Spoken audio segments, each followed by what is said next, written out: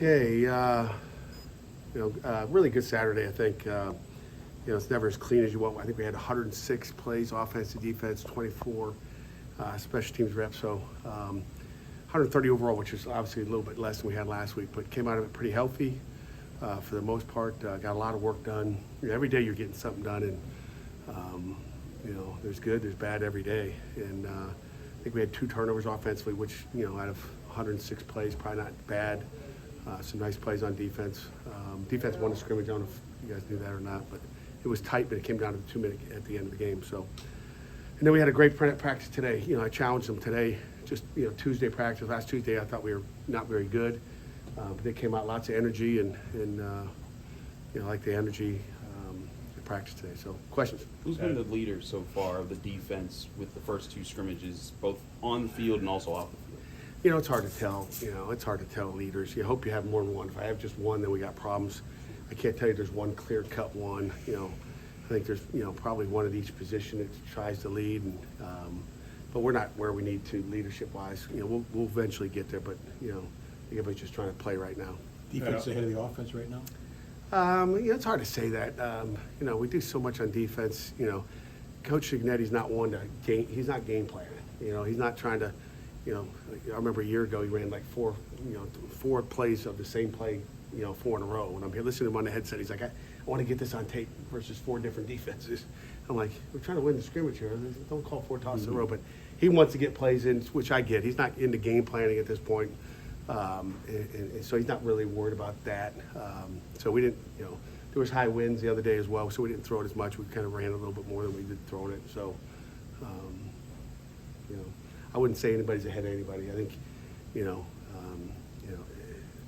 depends on what play and what day. That being said, what do you like about what the defense? What has stood out to you? What stood out is they got, guys are making plays. There's the positives, guys making plays, but sometimes they're not doing it the right way. And again, you can make a play, but if you're doing it all the wrong way, a lot of the details need cleaned up. After 10 Saturday, I looked at it and I watched the tape and I'm like, yeah, you made a play, but if they'd done a little bit better, they're going to block you because you took back, football, footwork, safety, whatever it is. Just a lot of the details that you don't see on the field until you watch it on videotape. So those are all things we're trying to clean up on both sides of the ball. That said, what allowed the defense to separate from the offense on Saturday? It's always going to be turnovers, and one of them probably wasn't a turnover. It was a center quarterback exchange, and I think everybody jumped off sides except the center, so the ball wasn't really snapped, and they probably would have blown it dead. But the officials Saturday didn't blow it dead, so we called it a fumble. But turnovers. Anytime you turn the ball over, you're going to lose the scrimmage because you can't make that up. You have a lot of young defensive linemen you're going to rely on this year, and you've got a lot of veteran offensive linemen. How are the young guys on the defensive side doing against some of those old guys on the offensive line? It's a battle. You win a battle, you lose a battle. I think it's Chris, it's a battle every day. And today, our focus today, going into practice today was, adversity and success. And, you don't get better without having some failures and losing. You have to lose and get punched in the mouth once in a while to come back. So I think there's, it's a little bit of back and forth, which is what you want. If the defense is dominating the offense, or offense is killing the defense, and nobody's fighting back with the adversity, you got problems. So, the young guys are doing their own. When you talk about Sammy O is doing a great job, Jimmy Scott's doing a great job just hanging in there, getting 11 practices, and they haven't missed a practice yet. And we do a thing called 15-15, seeing who's tough enough to make all 15. They get a nice sweatshirt after, and maybe I'll share that with you this year. Who didn't miss a practice? You'd love that, Jerry, wouldn't you? I would. I like You would. that It'd be like your injury report. Like, hey, he only. Not quite that good. I'll give you all the guys, and I'll give you all the guys that got it. Okay, 15-15.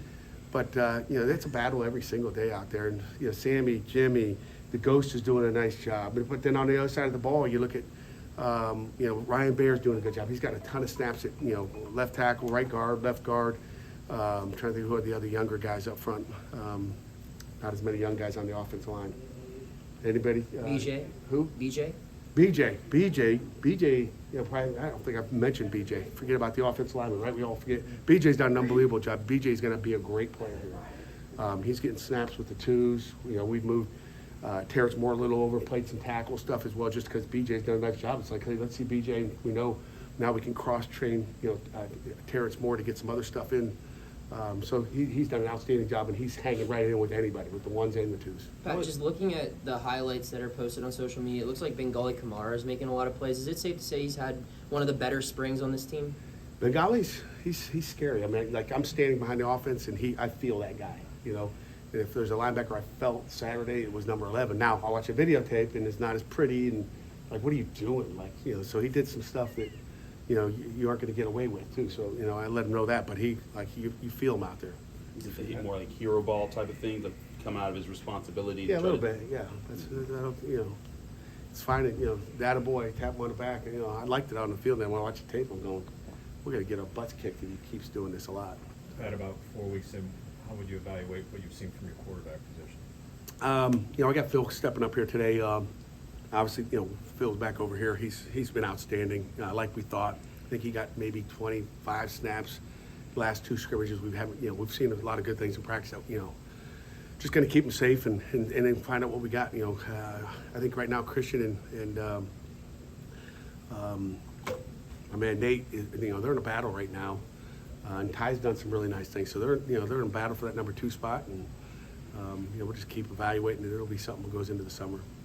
You brought Tell you the kicking situation. Let's go to kicker. You know, we got 2 good punters because we never talk about those guys. You guys never ask me questions, but you know, Junko's doing a nice job. Jeff's doing a nice job as well. There's a battle going on there.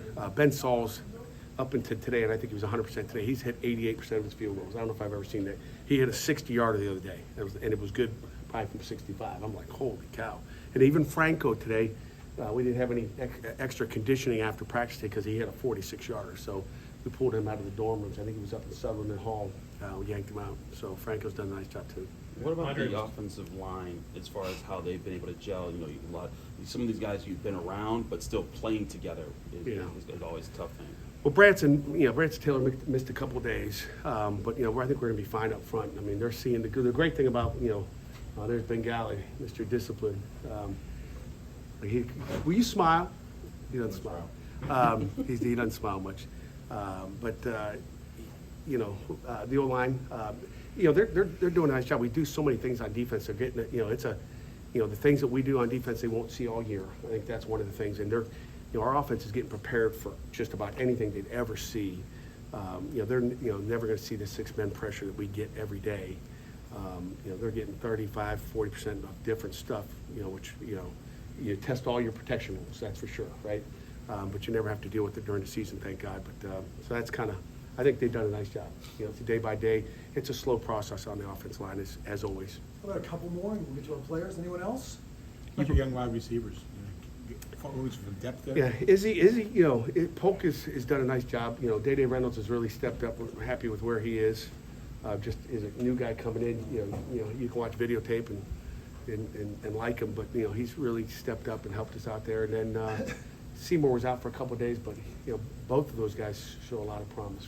You know, be fun to watch them in the spring. How about Miles?